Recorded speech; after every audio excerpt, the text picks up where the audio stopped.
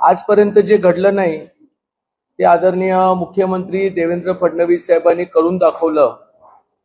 1980 पासून मराठा समाजाला आर्थिक निकषावरती आरक्षण मिळावं यासाठी पहिला मोर्चा 22 मार्च 1982 ला त्या ठिकाणी स्वर्गीय आमदार अण्णासाहेब पाटलांनी काढला आणि त्यावेळचे तत्कालीन मुख्यमंत्र्यांनी हा मराठा समाजाचा विषय गांभीर्याने घेतला नसल्यामुळे वडिलांनी 23 मार्चला 1982 ला कठोर निर्णय घेतला आणि आपला देहत्याग केला।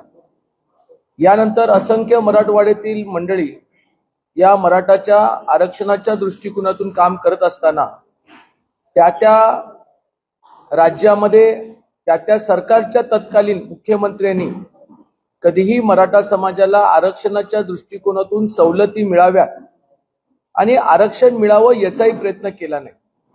आणि त्यानंतर हे सगळेच होते, सगळे काँग्रेस पक्षाचेच होते। फक्त एकच होते, आमचे शिवसेनेचे मनोहर जोशी साहेब आणि स्वर्गीय गोपीनाथ मुंडे या दोघांनी मिळून मराठा समाजाला महामंडळ त्या ठिकाणी स्वर्गीय आमदार अण्णासाहेब पाटलांच्या नावावरती त्यांनी सुरुवात केली। 2016 ला कोपर्डी घटना घडल्यानंतर राज्याचे मुख्यमंत्री म्हणून देवेंद्र फडणवीस साहेबांच्या हे लक्षात आलं की आजपर्यंत मराठा समाजाला सुरक्षित आणि टिकणार आरक्षणाच्या दृष्टिकोनातून त्यांनी पावलं उचलली पाहिजे आणि त्यांनी समितीचं गठन केलं।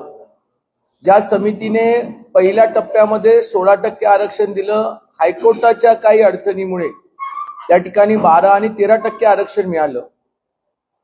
या आरक्षणाच्या बरोबर त्यांनी समांतर अण्णासाहेब पाटील आर्थिक विकास महामंडळाची योजना आणली, ज्यामध्ये 1.5 लाख मराठा उद्योजक आज महाराष्ट्रामध्ये झाले आणि 13,000 कोटीचं कर्ज वाटप बँकेने दिलेलं आहे आणि महामंडळाच्या वतीनं आम्ही 1200 कोटी रुपयाचं व्याज परतावा दिलेलं आहे। सारथी संघटना, या संघटनेच्या माध्यमातून मराठा समाजाच्या मुलांना शिष्यवृत्ती, परदेशी शिक्षण आणि त्या ठिकाणी हॉस्टेलची फीस, त्याचबरोबर खूप समांतर योजना त्यांनी टाकल्या। आता हे सगळं करत असताना सरकार बदललं। सरकार बदलल्यानंतर उद्धव ठाकरेंना हे आरक्षण सुप्रीम कोर्टामध्ये टिकवता आलं नाही। युक्तिवाद करणाऱ्या लोकांना योग्य पद्धतीनं त्या ठिकाणी सूचना न झाल्यामुळे आपल्याला त्या ठिकाणी केस हरावी लागली। परंतु त्यावेळेलाही जी भोसले कमिटी त्यांनी स्थापन केली होती, त्या भोसले कमिटीनेही 10 पॉइंट्स दिले होते आणि त्या पॉइंट्सची अंमलबजावणी करावी तुर्तास पहिल्यांदा, तरी त्यांनी केली नाही। मोठ्या प्रमाणामध्ये महावितरणामध्ये त्या ठिकाणी कर्मचारी मुलं पास झाली होती आणि दुर्भाग्यानं महामारीच्या मुळे त्या लोकांना कामावर जाण्यासाठी परवानगी देण्यात आली नव्हती, पत्र देण्यात आलं नव्हतं। ही सगळी भरती देवेंद्र फडणवीस साहेबांच्या कालखंडामध्ये झाली होती, परंतु ते पत्र न दिल्यामुळे आणि कालांतराने कोविड आलं। कोविडमध्ये सुप्रीम कोर्टात केस आपल्या विरोधात गेली आणि ते 2,500-3 हजार लोकांना त्या ठिकाणी शासकीय नोकरीमध्ये समाविष्ट करून घेता आलं असतं, पण त्या काळामध्ये उद्धव ठाकरेंनी घेतलं नाही। त्यानंतर परत एकदा राज्याचे मुख्यमंत्री म्हणून एकनाथ शिंदे साहेब झाले, त्यावेळेला पहिल्याच अधिवेशनामध्ये त्या 2,500-3 हजार लोकांना त्यांनी सुपर न्यूमेरिकल म्हणून, विशेष बाब म्हणून त्या सगळ्यांना महाराष्ट्राच्या विविध विभागामध्ये, शासकीय विभागामध्ये कामाला घेतलं। खरं म्हणजे त्याच वेळेला आदरणीय एकनाथ शिंदे साहेबांच्या बरोबर देवेंद्र फडणवीस साहेब होते, अजितदादा पवार या तिघांनी मिळून कुणबी प्रमाणपत्र आणि मराठवाड्याकरिता विशेष बाब म्हणून त्याचं एक सुक्रे कमिटी, त्या सुक्रे कमिटीच्या माध्यमातून त्या ठिकाणी सर्वेक्षण करण्यात आलं।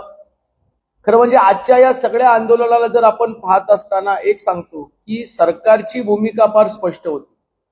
आदरणीय देवेंद्र फडणवीस साहेबांनी त्यावेळेला जो सुक्रे कमिटीचा अहवाल आला होता, त्या अहवालाची अंमलबजावणी योग्य वेळेत होणं गरजेचं होतं, परंतु आंदोलनकर्ते ज्या पद्धतीनं आंदोलन करत होते किंवा त्यांच्या मागण्या उर्वरित महाराष्ट्रामध्ये वाढत होत्या, त्यामुळे मराठवाड्यासाठी मर्यादित असणारं आरक्षण हे त्यावेळेला व्याप्ती वाढल्यामुळे थोडासा दिरंगाई गेला। जरांगे पाटलांनी केलेलं आंदोलन, या आंदोलनाला आदरणीय देवेंद्र फडणवीस साहेबांनी फार सकारात्मक बघितलं। जसं 2016 ला महाराष्ट्रामध्ये मुखमोर्चे काढण्यात आले आणि त्यावेळेलाही गायकवाड आयोग तयार करण्यात आलं तशाच पद्धतीने यावेळेला त्यांनी सकारात्मक पाहिलं होतं. फरक एवढंच होतं की जरांगे पाटलांना किंवा त्यांच्या असणाऱ्या समितीला आदरणीय देवेंद्र फडणवीस साहेबांच्यावरती तेवढा विश्वास नव्हता आणि त्यांना असंच वाटायचं की फडणवीस साहेब काहीच करणार नाहीत, म्हणून त्यांचा वेगवेगळ्या वेळेला शब्दाचा तोल जात होता. त्याच्यामुळे आमच्यासारखे कार्यकर्ते ज्यांनी फडणवीस साहेबांच्या बरोबर प्रत्यक्षात काम केलेलं आहे त्यांना हे पटत नव्हतं. आणि म्हणून एकंदरच परवा जर आपण पाहिलं तर उपसमितीचे अध्यक्ष खरं म्हणजे राधाकृष्ण विखे पाटलांचा पायगुण खूप चांगला आहे, कारण त्यांनी या महाराष्ट्रामध्ये मराठा उपसमितीचे सूत्र हातात घेतली. त्यांनी गांभीर्याने या सगळ्या विषयाचा अभ्यास केला. याबरोबर एकनाथ शिंदे गटातले मंत्री आहेत, अजितदादा पवार साहेबांच्या गटातले मंत्री आहेत आणि खास करून सातारचे सुपुत्र छत्रपती शिवेंद्रराजे भोसले यांचाही याच्यामध्ये फार मोठा शिवाचा वाटा आहे.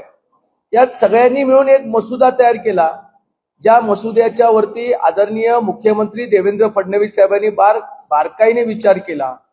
आणि मूळ मुद्दा जो होता की मराठवाडा हा निजामांच्या काळामध्ये मराठा ओबीसी आरक्षणाला त्या ठिकाणी मान्यता मिळत होती.